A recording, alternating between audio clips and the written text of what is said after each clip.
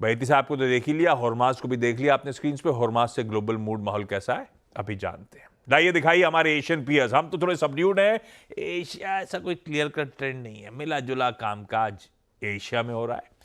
और यूएस से जो वीकेंड का हैंडओवर था वो भी मिला जुला था।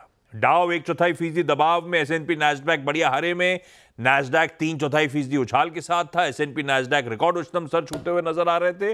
और पिछला हफ्ता बैक टू बैक वहां पे भी थर्ड स्ट्रेट वीक था जब यूएस के बाजार मजबूती के साथ वीक ऑन वीक, एसएनपी और नैस्डैक वीक ऑन वीक मजबूती के साथ कामकाज कर रहे थे। तो इन टैंडम चल रहा है मामला।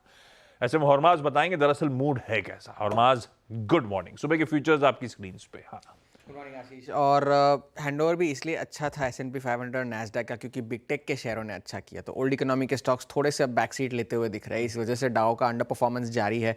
और हफ्ते दर हफ्ते भी अगर आप देखें तो नैस्डैक 3.5% ऊपर था, S&P 500 1% ऊपर था, पर डाउ में करीबन ½ % की गिरावट थी। तो ये ओल्ड इकोनॉमी स्टॉक्स थोड़े से बैक सीट ले रहे हैं। मुनाफा वसूली कह लीजिए या थोड़ा सा कूल ऑफ कह लीजिए, कोई ऐसी चिंता की बात नहीं है। अब नैस्डैक जो है वो 20,000 के आंकड़े से 150 पॉइंट दूर है। एक अच्छा सेशन और ये 20,000 का आंकड़ा पहली बार छू सकता है नैस्डैक, शायद आज ही हो जाए। टेस्ला, मेटा, अमेजॉन तीनों ने फ्राइडे को अच्छा करा।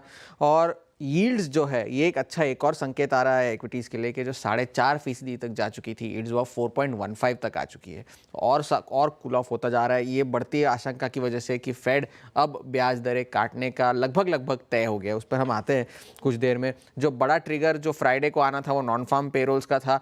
अच्छा डेटा आया, अनुमान से बेहतर आया। 2,27,000 के आंकड़े आए, 2,14,000 का अनुमान था। और जो अक्टूबर के आंकड़े थे, मतलब जॉब्स रिपोर्ट एक्सपेक्टेशन से बेहतर आई है। इससे कुछ मामला तो नहीं गड़बड़ाएगा? नहीं गड़बड़ाएगा नहीं, क्योंकि जितनी आनी थी उतनी नहीं आई, मगर जो अपने आप में अच्छी थी, हॉटर देन एक्सपेक्टेड जिसे आप कहते हैं, वैसी नहीं आई। अनुमान से थोड़ी सी बेहतर थी। 2,14,000 का अनुमान था, 2,27,000 आई है। ऐसा नहीं कि 3 लाख के ऊपर आ गई, वैसा नहीं था। और जो अक्टूबर के आंकड़े थे जो 12,000 के थे वो रिवाइज करके अब 36,000 को कर दिया गया है। और बेरोजगारी के जो आंकड़े थे वो एक बात जो 4.1 से बढ़कर 4.2 हुई है, अनुमान मुताबिक हुई है, लेकिन वो एक और ट्रिगर है फेड को ये ब्याज दरें काटने के लिए कि बेरोजगारी का आंकड़ा जो है वो बढ़ा है। अब जो है फेड वॉच टूल ये कह रहा है कि 25 बेसिस पॉइंट्स का कट आ सकता है 18 दिसंबर को। 86% अब इसकी प्रोबेबिलिटी हो गई है।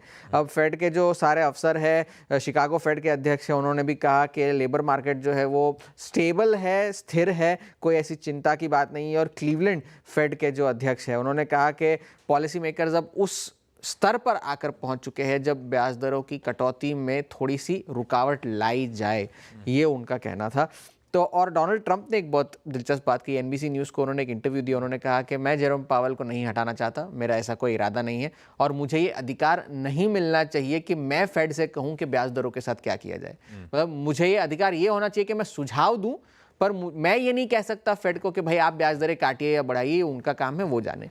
ये डोनाल्ड ट्रंप का कहना था। मगर आज भी अगर आप देखें एशिया में भी दक्षिण कोरिया के बाजार जो है, एशिया सबड्यूड है, मगर दक्षिण कोरिया के बाजार 1.5% की गिरावट के साथ कामकाज कर रहे हैं, क्योंकि जो राजनीतिक संकट वहां पर जारी है, क्योंकि उनके राष्ट्रपति जो है वो तो बच गए तो थोड़ी सी मार्जिन से बच गए। 8 वोट्स चाहिए थे जो नहीं मिल पाए विपक्ष को।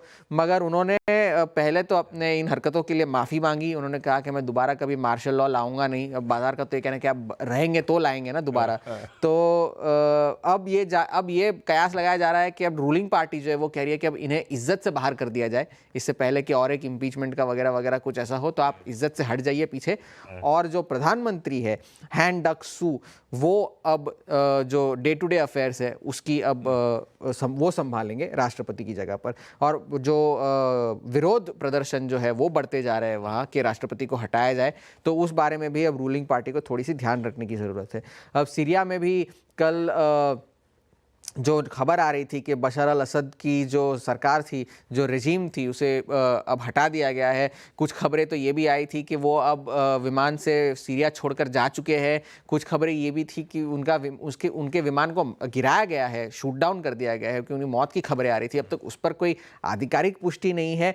कुछ लोग ये भी कह रहे हैं कि मॉस्को चले गए हैं तो वो अब थोड़ी सी अटकलें लगाई जा रही है कि अब बशर अल असद है कहाँ। जो 2015 में भी ये हुआ था, मगर तब सीरिया की मदद मदद करने के लिए ईरान और रशिया आ गए थे, पर वो अब अपने अपने मसलों में लगे हुए हैं, तो उनकी मदद कहाँ करेंगे। तो उस वजह से भी उन्हें बहुत सारे जो अपनी टेरिटरीज को सरेंडर करना पड़ा और वो जा चुके हैं। अब बड़ा डेटा आज का तो यही है कि चाइना में महंगाई के आंकड़े आने हैं, अब किसी भी वक्त आ सकते हैं, तो अब उस पर नज़रें लगी हुई है। चाइना में ट्रेड डेटा भी आना है, जापान की जीडीपी का आंकड़ा आया जो अच्छा था, रेजिलियंस दिखाई गई थी इकोनॉमी में। तो और ये एक है, ट्रेड डेटा आना है कल चीन से, सीपीआई का आंकड़ा आना है बुधवार को यूएस में, फेडरल बजट भी आना है और इनिशियल जॉबलेस क्लेम्स वगैरह तो आने ही है। तो एक इन्फ्लेशन एक बड़ा डेटा है फेड की पॉलिसी से पहले, वहाँ पर नज़र रखनी ज़रूरी है, और चीन में जो आंकड़े आएंगे उन पर नज़र रखनी ज़रूरी है। ठीक है, इन सब पे नज़र रखेंगे। ये है ग्लोबल हैंडओवर। बुरा नहीं है, बुरा नहीं है, ठीक है। ऐसे में चलिए आज के सेशन का अप्रोच। अच्छा, पहले दिखा देता हूं फ्राइडे की तस्वीर। फ्राइडे को कैश मार्केट में एफआईएस की 1830 करोड़ रुपए की बिकवाली का नंबर है। नेट इंस्टीट्यूशनल फ्लो आपकी स्क्रीन पर आ गया, थोड़ा निगेटिव था, पर एफआईएस की पिछले हफ्ते की तस्वीर बुरी नहीं थी। पिछले हफ्ते की एफआईएस के कैश मार्केट के नंबर स्क्रीन पर आएंगे। ना पहले कैश मार्केट पिछले हफ्ते का दिखाइए। ट्यूसडे, वेडनेसडे, थर्सडे अच्छी खासी बाइंग के बाद फ्राइडे को 1830 करोड़ की बिकवाली थी। नेट पिछले हफ्ते एफआईएस ने करीब 12,000 करोड़ रुपए डाले थे।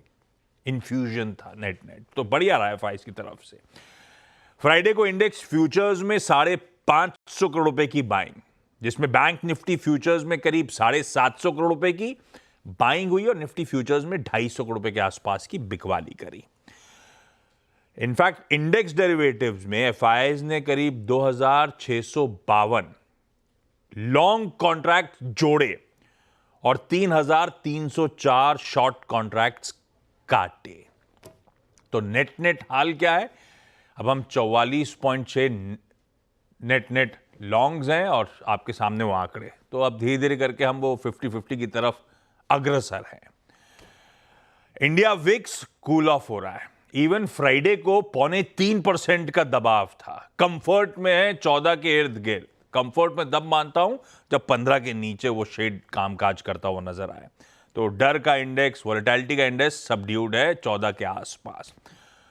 और जहां तक ऑप्शंस में बिल्डअप की बात है, इस वीकली एक्सपायरी के 2 इंपॉर्टेंट कॉन्ट्रैक्ट्स दिखा देता हूं जहां पे मैक्स ओआई खड़ा हुआ है। 24,700 के कॉल पे और 24,500 के पुट पे। इतना दायरा है, ये बिल्डअप आपकी स्क्रीन पर आ जाएगा। और फ्राइडे की क्लोज मोटा मोटी उस हायर थ्रेशोल्ड के आसपास होती हुई नजर आई है। ऐसे में अप्रोच करना क्या है? डेटा बुरा नहीं है फ्राइडे का, और दिख भी रहा है थोड़ा सा स्ट्रीट ऑप्टिमिस्टिक है। तो बहेती साहब बताएंगे अप्रोच क्या, क्योंकि हम इंपॉर्टेंट थ्रेशोल्ड्स उस रेंज के इर्द गिर्द ही हैं, अपर हायर लेवल्स के आसपास। दम कम है इस बाजार में और तेजी दिखाने का या नहीं? बहेती